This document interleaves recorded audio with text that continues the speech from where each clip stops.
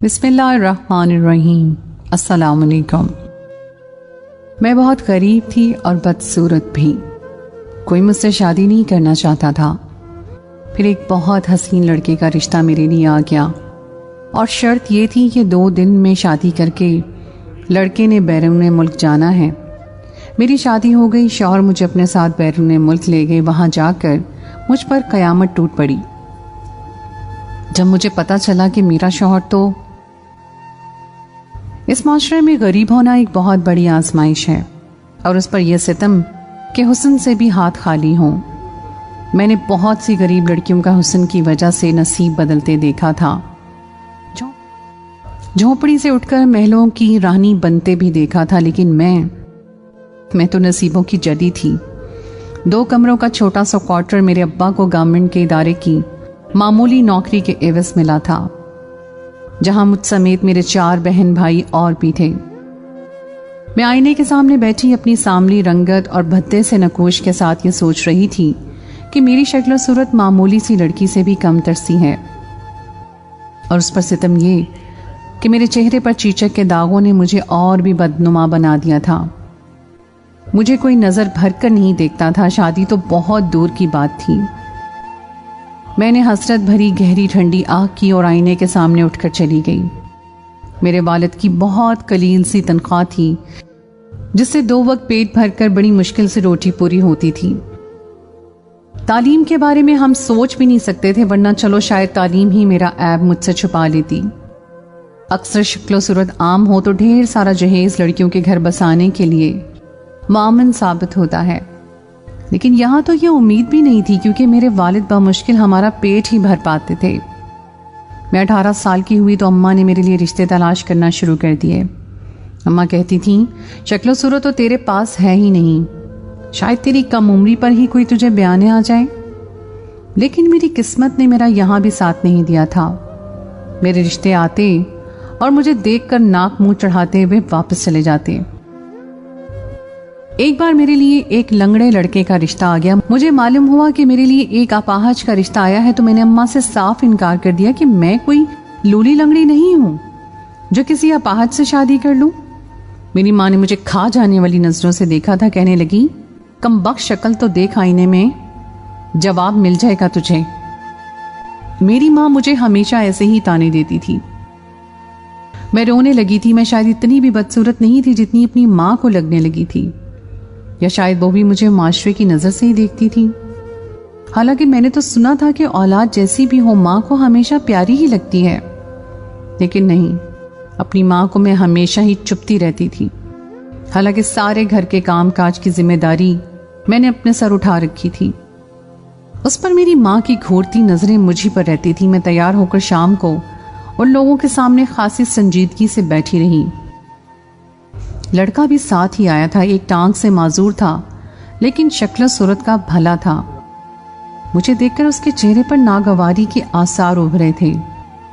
कुछ ही देर बाद वो यकदम खड़ा हो गया और अपने घर वालों से कहने लगा, वापस चले, मैं इतना भी गया गुजरा नहीं हूं कि मेरे लिए आप लोग ऐसी लड़की ढूंढें।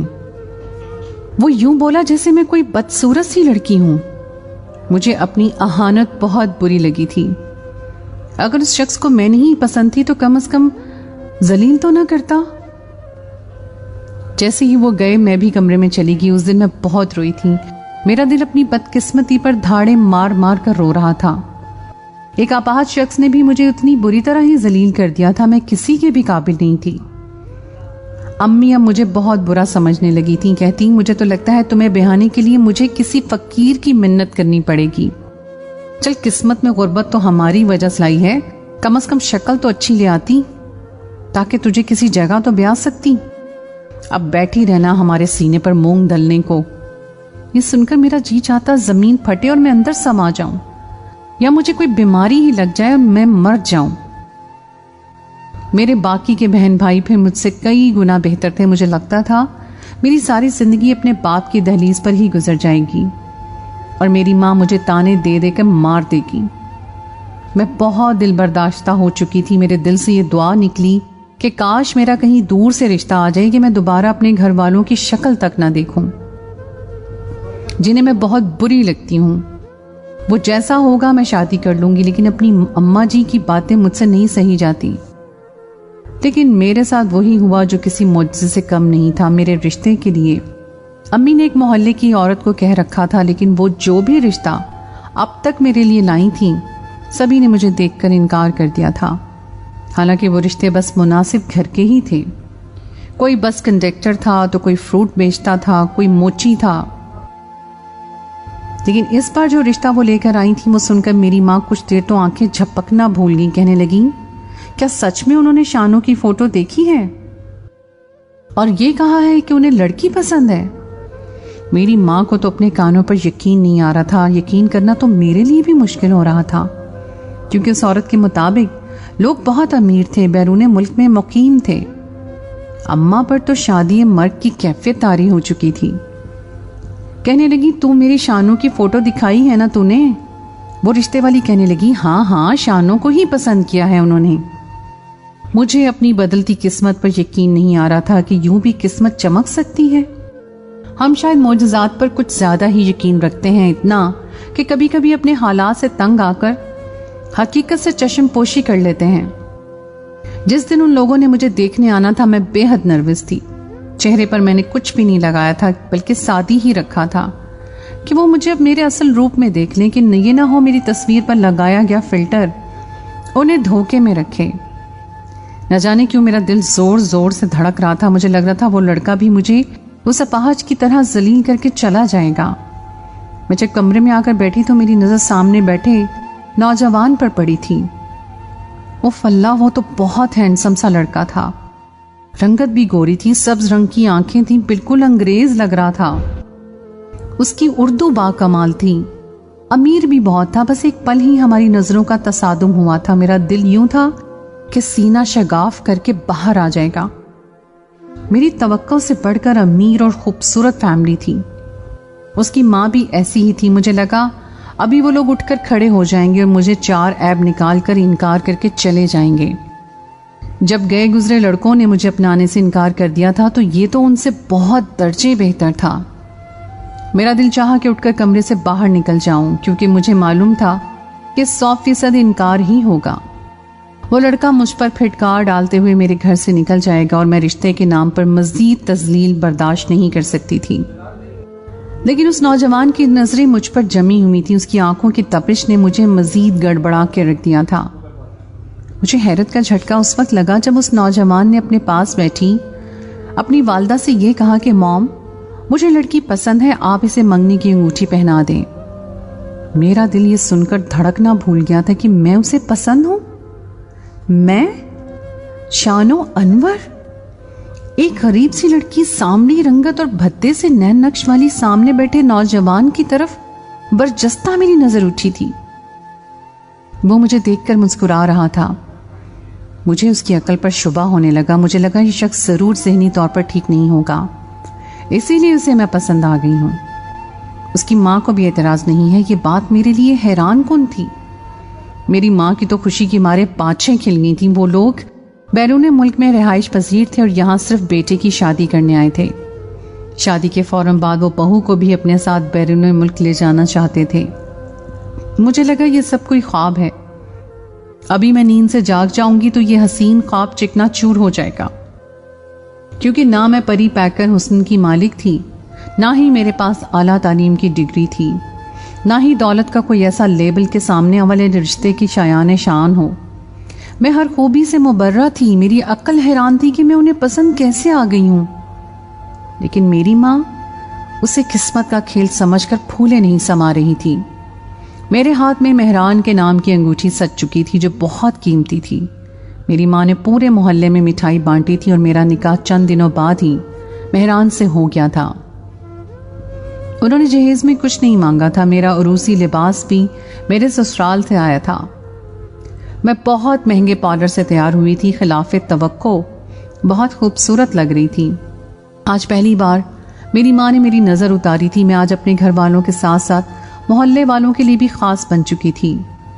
सब मेरी किस्मत पर रश कर रहे थे कि आंखें अब भी बेयकीन थीं। मेरा शौहर ऐसे नौजवानों में शुमार होता था जिसे देखकर लोग उंगलियां दबाने पर मजबूर हो जाएं। मैं बड़े ठाठ के साथ रुखसत होकर अपने डब्बे नुमा घर से निकलकर एक बड़े से बंगले के कुशादा कमरे में बैठी थी। मुझे अब भी अपनी किस्मत पर यकीन नहीं आ रहा था। मेरा कमरा इस कदर बड़ा था कि मेरे बाप का पूरा क्वार्टर उस कमरे से छोटा था। मैं बड़ी हैरत से उस कमरे को देख रही थी जब कमरे का दरवाज़ा खुला। सामने मेहरान को देखकर दिल मेरा सीने में जैसे थम सा गया। वो ऐसा नौजवान था कि जिसकी तमन्ना हर लड़की कर सकती थी, लेकिन वो मेरा नसीब बन चुका था। मेरे शौहर ने उस रात की हर खुशी मुझे अता की थी जो एक बीवी होने के नाते मैं हकदार थी। वो मेरी तारीफ कर रहा था और मुझे लग रहा था कि मैं एक हसीन दोशीज़ा हूँ, कोई अप्सरा हूँ। मेरे नकोश भद्दे हैं, ना मेरी रंग सांवली है और ना ही मेरे चेहरे पर कोई बदनुमा दाग है। मैंने पहली बार खुद को मेहरान की नज़र से देखा था, इसलिए अपना आप बहुत हसीन लग रहा था। 4 दिन मेहरान ने मुझ पर मोहब्बत नछावर की। मैं खुद को हवाओं का मुसाफिर समझ रही थी। मेरी सास का रवैया भी मुझसे बहुत अच्छा था। 15 दिन बाद ही मैंने अपने वतन को खैर बात कह दिया था। इटली की सरजमीन पर कदम रखते ही मुझे लगा मैं दुनिया में नहीं जन्नत में आ गई हूं। लेकिन शायद ही मेरे ख्वाब से जागने का वक्त था।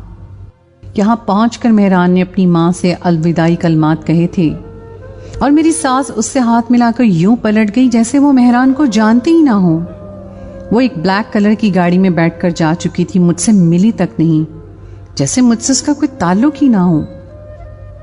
मैंने हैरत से मेहरान की तरफ देखा था जो सिगरेट पी रहा था। मैंने कहा, आपकी वालदा आपके साथ नहीं रहती? नहीं, यहाँ सब अलग अलग ही रहते हैं, तुम चलो मेरे साथ। वो मुझे अपनी हमराही में एक फ्लैट में ले गया जो अच्छा खूबसूरत था। लेकिन वहां जाकर मेरे होश उड़ गए। मुझ पर एक ऐसी हकीकत आश्कार हुई कि मेरी सूझबूझ गुम हो गई। जब उस फ्लैट का दरवाजा एक खूबसूरत सी लड़की ने खोला था जो अपनी वजह से अंग्रेज लग रही थी। मेहरान को देखकर वो बेख्तियार उसके गले लग गई। देखने में मेहरान भी किसी अंग्रेज से कम नहीं लगता था। मुझे इस लड़की पर हैरत सी हुई थी कि वो क्यों मेरे शौहर के गले लगी है। लेकिन उसके बाद जो कुछ मैंने सुना, मुझे अपने कानों पर यकीन करना मुश्किल हो रहा था।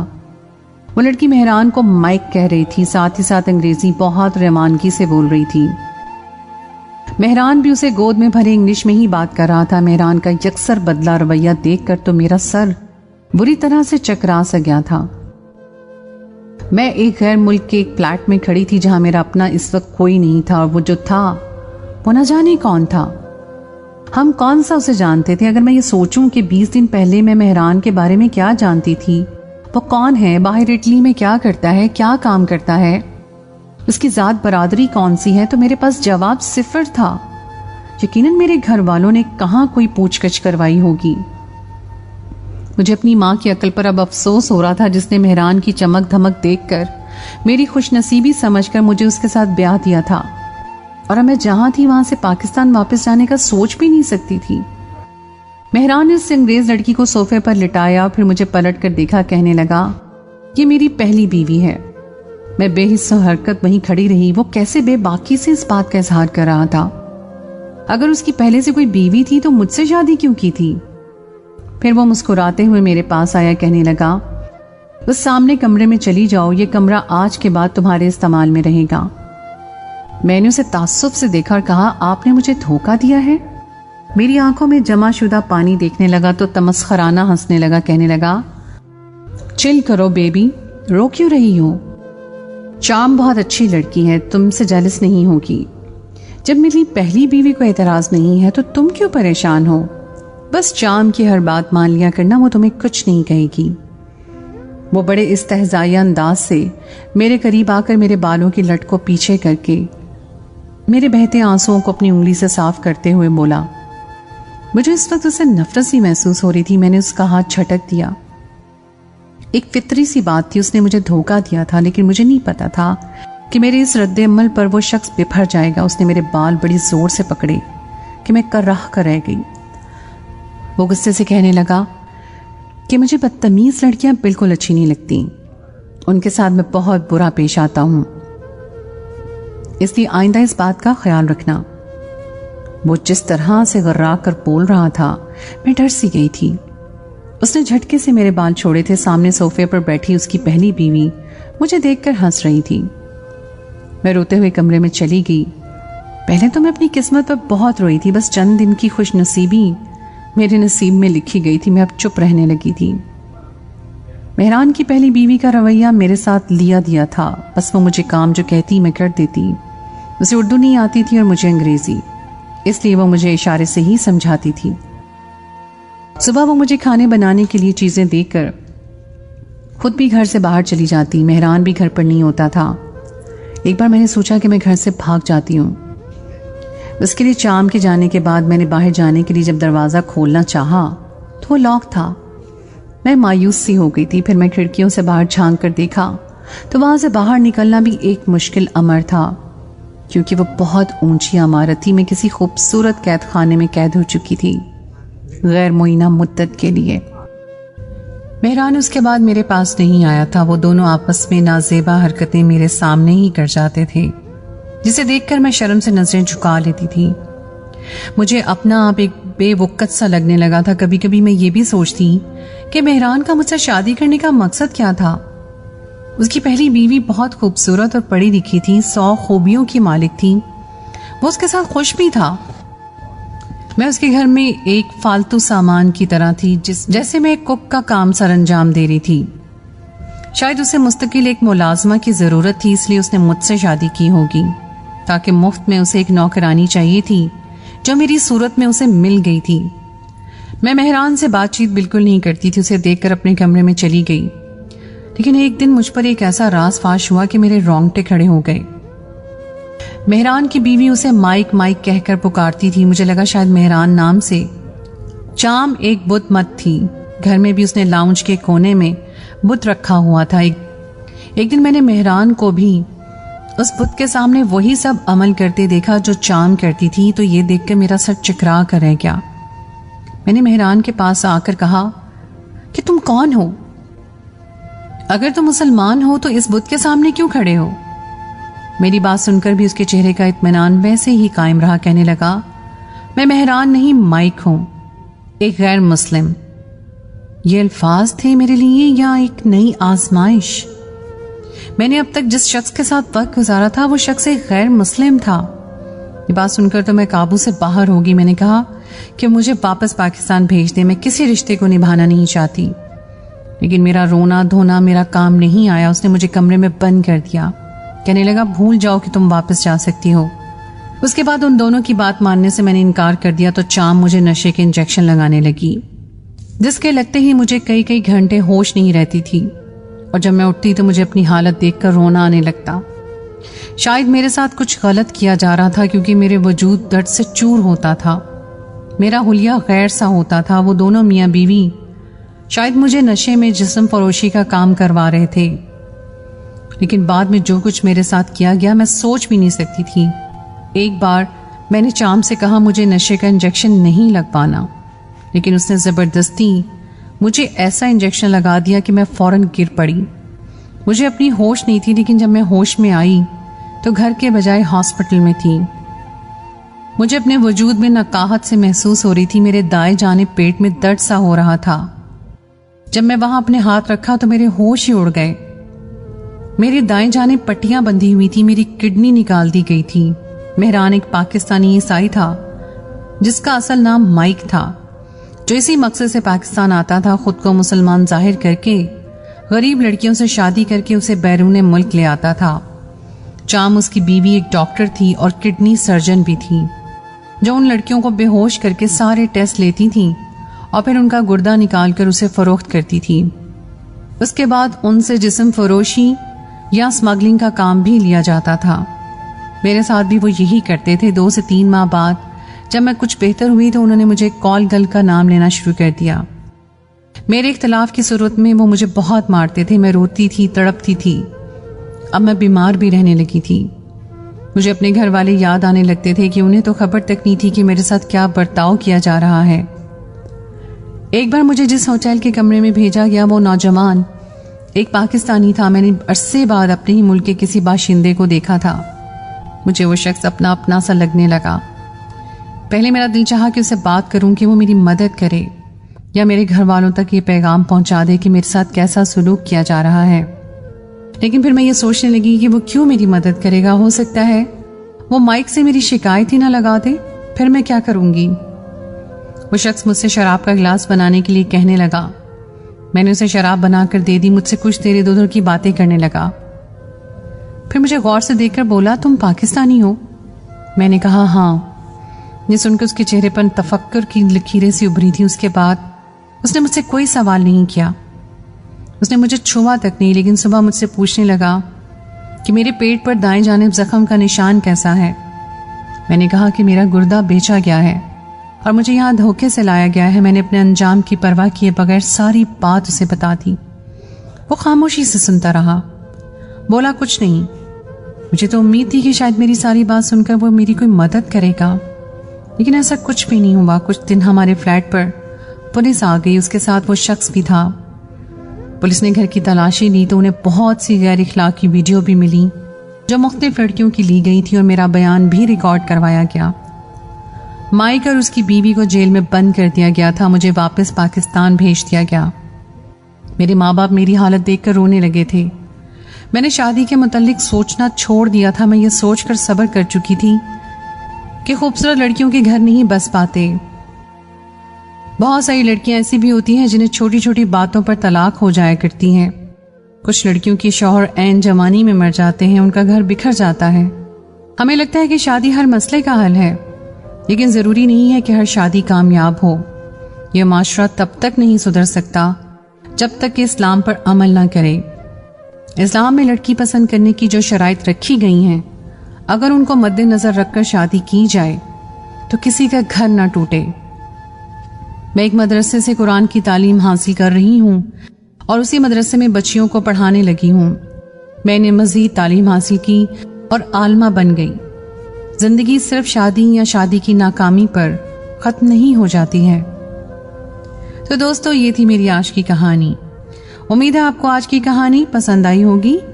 कहानी अच्छी लगे तो उसे लाइक जरूर कीजिए और अगर आपने अभी तक मेरे चैनल को सब्सक्राइब नहीं किया तो उसको फौरन कर लीजिए। अगली कहानी तक के लिए मुझे दीजिए इजाजत। खुदाए पैमान।